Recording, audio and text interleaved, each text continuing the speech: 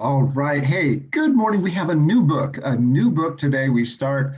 Very excited about it. Kids always love Greek myths. I loved Greek myths when I was a young kid. Um, anyway, we're going to read a book called Delaire's Book of Greek Myths. There it is. Okay, that's the top part. Um, it's a great book. It's an old book. It's been around a long time. It's been around since before I ever started teaching, and we will go through this.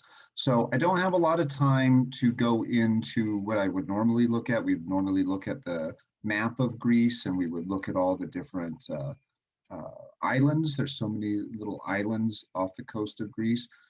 I'm here on the coast near Athens, and you can kind of see some ancient ruins behind me. Um, and I'm going to read this book to you. So we will get started on it. Keep in mind, let's see, these these readings probably won't last as long as some of the other ones. Some, went up from 20 to 40 minutes. These might be pretty quick because there are a lot of pictures, and the pictures in this book tell the story. So there's like a lot of symbolism in the pictures, a lot of hidden meanings that you can find if you read the story. Then you go, oh, that's why they have that. So all the little things that don't look like they mean anything, they really mean something. So look at the pictures very carefully as we go through the book. The pictures are a huge and important feature of this book. All right, so I'll get going on it right now, and then we're only going to go from like page 9 to page 15. So not a lot of reading. It won't take that long. All right, but it will be probably a lot of videos, so it'll take a lot of days, but not a lot of reading in between. All right, so this is Delaire's Book of Greek Myths. And on the next to the map, you'll see the map of Italy there. Italy, I mean Greece. And we'll start in olden times. In olden times, when men still worshipped ugly idols, there lived in the land of Greece a folk of shepherds and herdsmen who cherished light and beauty. They did not worship dark idols like their neighbors, but created instead their own beautiful, radiant gods. You could probably remember from the Hittite warrior the dark idol of Moloch. That was a dark and ugly idol. This is different here. The Greek gods looked much like people and acted like them too, only they were taller, handsomer, and could do no wrong. Fire breathing monsters and beasts with many heads stood for all that was dark and wicked. They were for gods and great heroes to conquer. The gods lived on top of Olympus, a mountain so high and steep that no man could climb it and see them in their shining palace. But they often descended to earth, sometimes in their own shapes, sometimes disguised as humans or animals. A lot of these myths and a lot of these stories are very clever and very creative and interesting. Mortals worshiped the gods, and the gods honored Mother Earth. Mortals are people like us who can die. Immortal means you cannot die, at least cannot die of old age. You'll live on and on and on. They had all sprung from her, for she was the beginning of all life.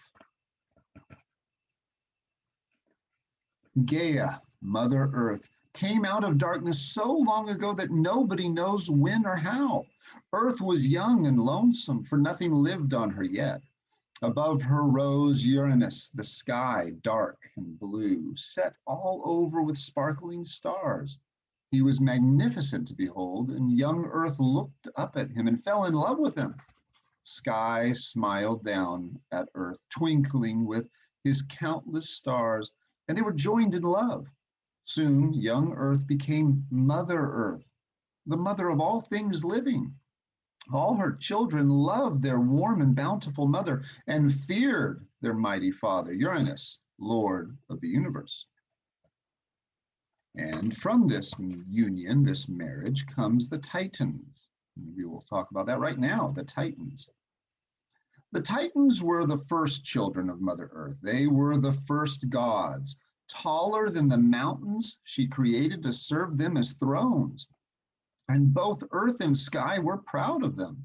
There were 6 Titans, 6 glorious gods, And they had 6 sisters, the Titanesses, whom they took for their wives. When Gaia again gave birth, Uranus was not proud. Their new children were also huge, but each had only one glowing eye set in the middle of his forehead. They were the 3 Cyclopses, and they were named Lightning, Thunder, and Thunderbolt. They were not handsome gods, but tremendously strong smiths. Smiths are like a blacksmith or a goldsmith. They work with the metals. Sparks from their heavy hammers flashed across the sky and lit up the heavens so brightly that even their father's stars faded. After a while, Mother Earth bore 3 more sons. Uranus looked at them with disgust. Each of them had 50 heads and 100 strong arms. He hated to see such ugly creatures walk about on lovely Earth. So he seized them and their brothers, the Cyclopses, and flung them into Tartarus, the deepest, darkest pit under the earth. Mother Earth loved her children and could not forgive her husband for his cruelty to them. Out of hardest flint, she fashioned a sickle, which is like the Grim Reaper's weapon, the curved blade, and spoke to her sons, the Titans. Take this weapon, make an end to your father's cruelty, and set your brothers free. Fear took hold of 5 of the Titans, and they trembled and refused. Only Cronus, the youngest but the strongest, dared to take the sickle. He fell upon his father. Uranus could not withstand the weapon wielded by his strong son, and he fled, giving up his powers. Mother Earth made Pontus, the boundless seas, her second husband, and from this union sprang the gods of the watery depths. And from her rich ground grew an abundance of trees and flowers, and out of her crevices sprites, beasts, and early man crept forth. So now, Uranus, the father, the Lord of the universe, was Lord of everything, and now Cronus is. So his youngest son, Cronus, has dethroned him. So now let's look at Cronus and see what happens to him. I'm guessing something similar that happened to his father. Let's see. Maybe not at first.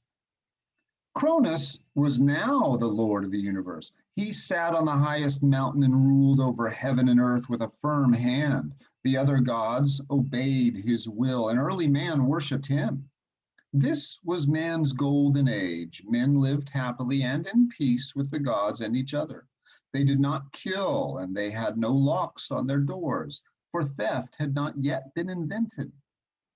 But Cronus did not set his monstrous brothers free.